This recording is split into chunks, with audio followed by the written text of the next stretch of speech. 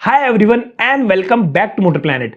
अगर मैं आपको 16 to 17 लाख के बजट में एक ऐसी कार रिकमेंड करूं जिसमें आपको बेसिक फीचर्स जैसे remote key, driver seat height adjustment, electrically adjustable ORVMs, basic music system, इन टाइप के फीचर्स ना मिले तो क्या आप ऐसी कार को कंसीडर करेंगे? आई एम श्योर आप में से 70 to 80% लोग सीधा मना कर देंगे। और यही सेम चीज हुई जब हमने आपको टाटा सफारी के बेस वेरिएंट की वीडियो दिखाई, क्योंकि आप में से 70 to 80% लोग ऐसे थे जिन्होंने कहा कि इतना बड़ा अमाउंट पे करने के बाद भी हमें बेसिक फीचर्स नहीं मिलते सफारी के बेस वेरिएंट में। एंड इस वजह से कुछ लोग इस बात से भी कंफ्यूज थे कि क्या हमें टाटा सफारी के बेस वेरिएंट लेना चाहिए या फिर हमें इसकी राइवल MG हेक्टर प्लस का बेस वेरिएंट को कंसीडर करना चाहिए। इस वजह से हम आपके लिए लेके आ गए हैं आज की इस वीडियो में टाटा सफारी के बेस वेरिएंट और MG हेक्टर प्लस के बेस वेरिएंट यानी स्टाइल वेरिएंट का एक detail comparison. And I am sure by the end of this video आप ये चीज खुद डिसाइड कर पाएंगे कि आपको इन दोनों में से कौन सी कार को कंसीडर करना चाहिए। बट गाइज उससे पहले अगर आपने हमारा चैनल अभी तक सब्सक्राइब नहीं किया है तो प्लीज नीचे दिए सब्सक्राइब बटन पे क्लिक करके हमारे चैनल को सब्सक्राइब करें, क्योंकि ये चीज हमें थोड़ा मोटिवेशन देती है और हम आपके लिए फ्यूचर में भी ऐसी वीडियोस लाते रहेंगे।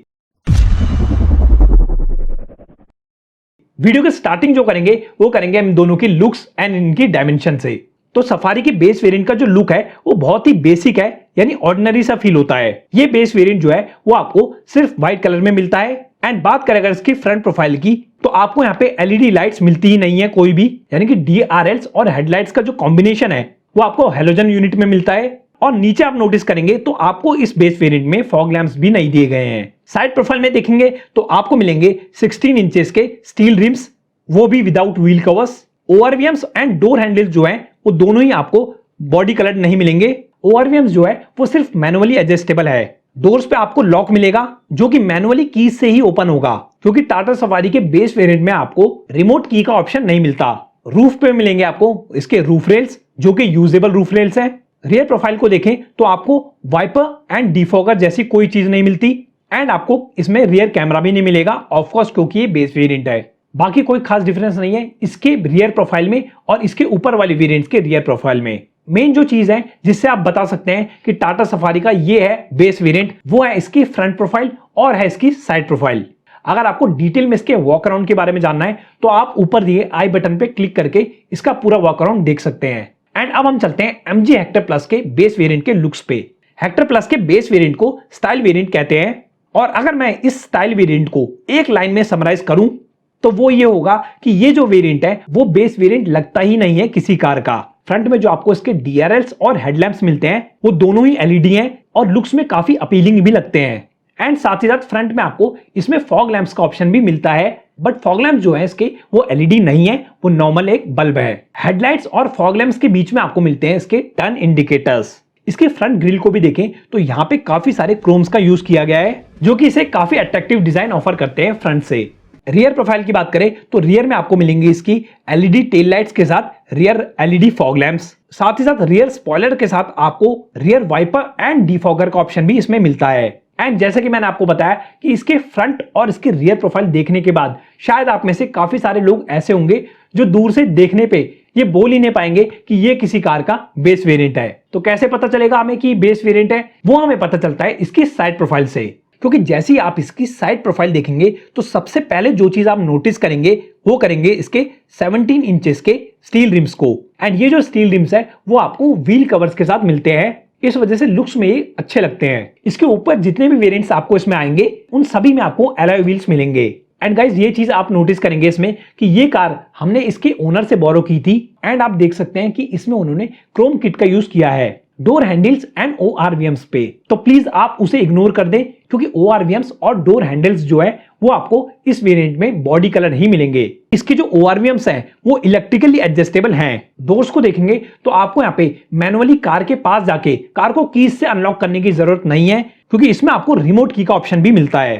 जो कि टाटा सफारी के बेस वेरिएंट में मिसिंग था। तो गाइस ये था टाटा सफारी और हेक्टर प्लस के बेस वेरिएंट का एक लुक। अब हम बात कर लेते हैं दोनों के डायमेंशंस की। तो दोनों ही कार्स की डायमेंशन जो है वो आपको अभी अपनी स्क्रीन पे देखने को मिल रही होगी। एंड दोनों की डायमेंशन देख के आप एक चीज पता लगा सकते हैं कि हेक्टर प्लस जो है वो टाटा सफारी से थोड़ी लंबी है। एंड हेक्टर प्लस के लॉन्ग होने की वजह से इसका जो व्हील बेस है वो भी टाटा सफारी से ज्यादा है। बट विड्थ और हाइट में यहाँ पे टाटा सफारी जो है वो हेक्टर प्लस से आगे है।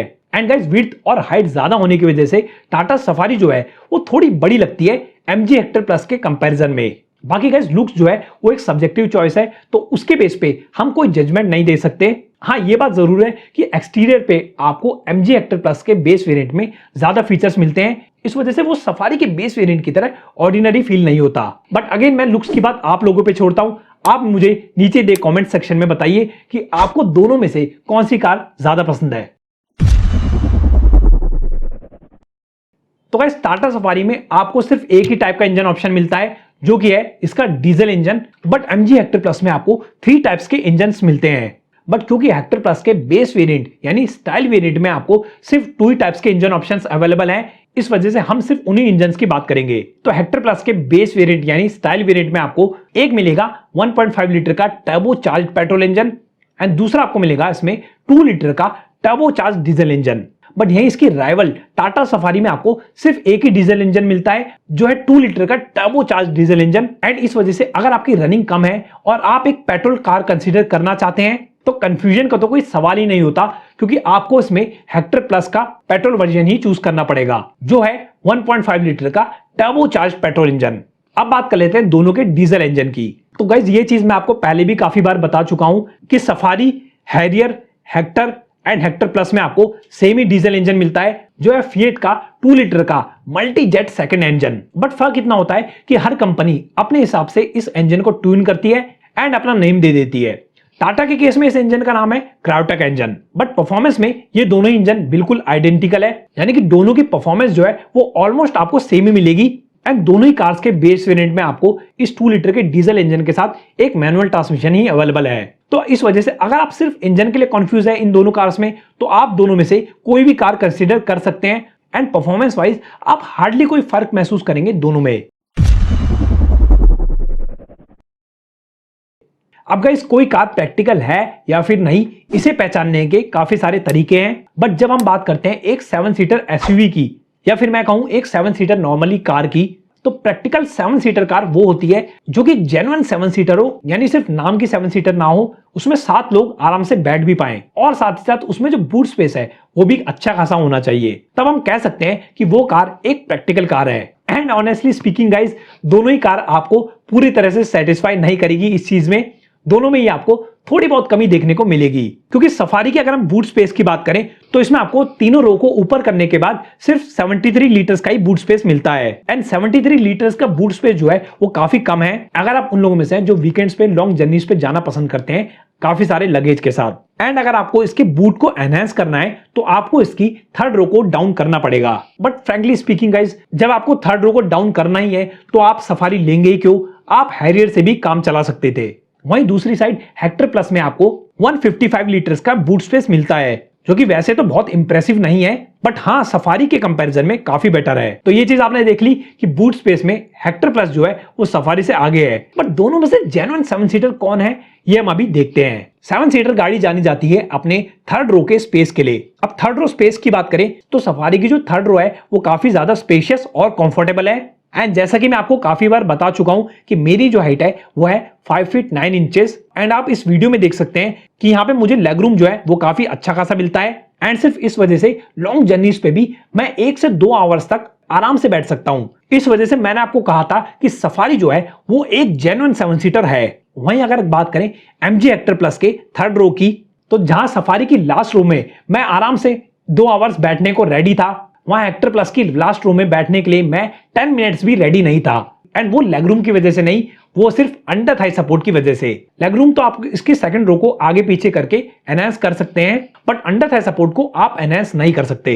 एंड अगर आपकी हाइट मेरी जितनी भी है यानी 5 फीट 9 इंचेस भी है, तो आई एम श्योर आपको भी हेक्टर प्लस की थर्ड रो में बैठने में थोड़ी प्रॉब्लम होगी। इस वजह से हेक्टर प्लस की जो थर्ड रो है वो सिर्फ चिल्ड्रन के लिए सही है, बट सफारी की थर्ड रो मेरी हाइट जितने पर्सन के लिए भी काफी अच्छी है। एंड अगर दोनों की सेकंड रो की बात करें तो दोनों की सेकंड रो काफी कंफर्टेबल है, कोई प्रॉब्लम नहीं होगी आपको दोनों में ही बैठने में। हाँ, सफारी की विड्थ ज्यादा होने की वजह से उसमें जो शोल्डर रूम है वो थोड़ा सा आपको ज्यादा मिल जाता है हेक्टर प्लस के कंपैरिजन में। इसलिए हम ये कह सकते हैं कि यस, सफारी जो है वो एक जेन्युइन 7 सीटर है।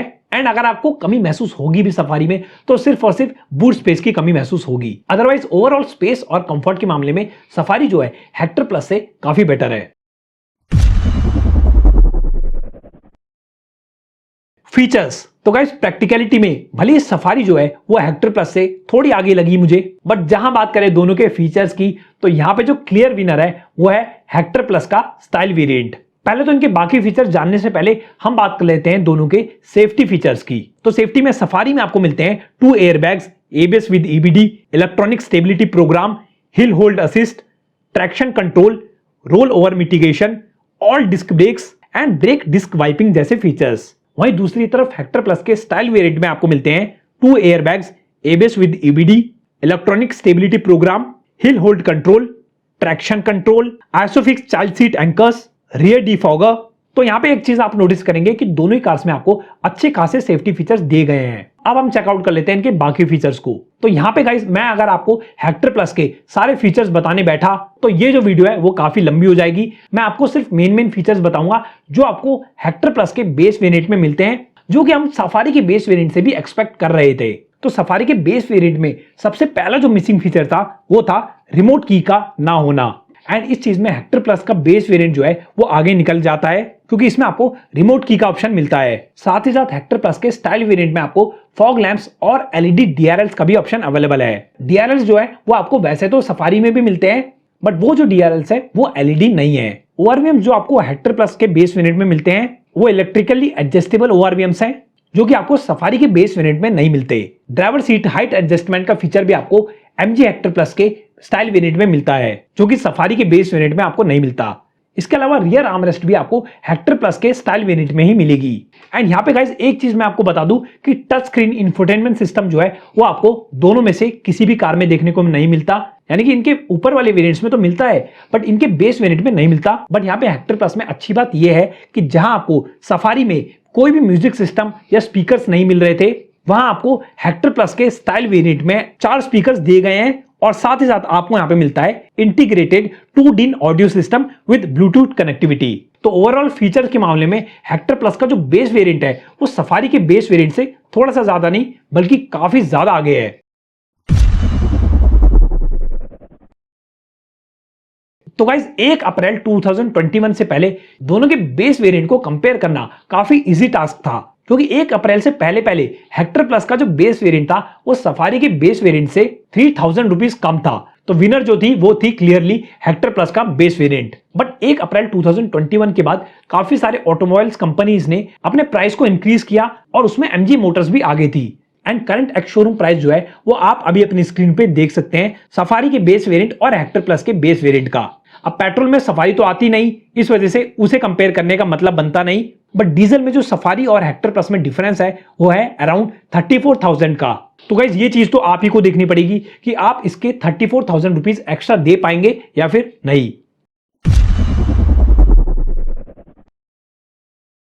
तो गाइस फाइनल वर्डिक्ट की बात करें तो यहां पे जो हेक्टर प्लस का बेस वेरिएंट है वो सफारी के बेस वेरिएंट के कंपैरिजन में थोड़ा सा better value for money option आपके लिए बन जाता है। डिफरेंस दोनों का प्राइस में ज्यादा नहीं है, बट हेक्टर प्लस आपको सेम इंजन के साथ ज्यादा फीचर्स आपको ऑफर कर रही है। बाकी गाइस एक चीज मैं यहां पे क्लियर कर दूं कि यहां पे जो कंपैरिजन हुआ है वो सफारी के बेस वेरिएंट और MG हेक्टर प्लस के बेस वेरिएंट का ही हुआ है। इस कंपैरिजन का इन दोनों ही कार्स के दूसरे वेरिएंट से कोई भी मतलब नहीं है, क्योंकि जैसे जैसे आप सफारी के ऊपर वाले वेरिएंट्स में जाएंगे तो उसमें भी आपको अच्छे खासे फीचर्स देखने को मिल जाते हैं। इस वजह से हो सकता है बाकी वेरिएंट्स के कंपैरिजन को जो रिजल्ट हो वो थोड़ा सा डिफरेंट हो। तो अब आप हमें नीचे कमेंट सेक्शन में बताइए कि आपको दोनों में से कौन सा वेरिएंट ज्यादा पसंद है।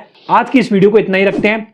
अगर आपको ये वीडियो हेल्पफुल लगती है या पसंद आती है तो please hit the like button and make sure आप हमारे चैनल को सब्सक्राइब करना भी ना भूलें।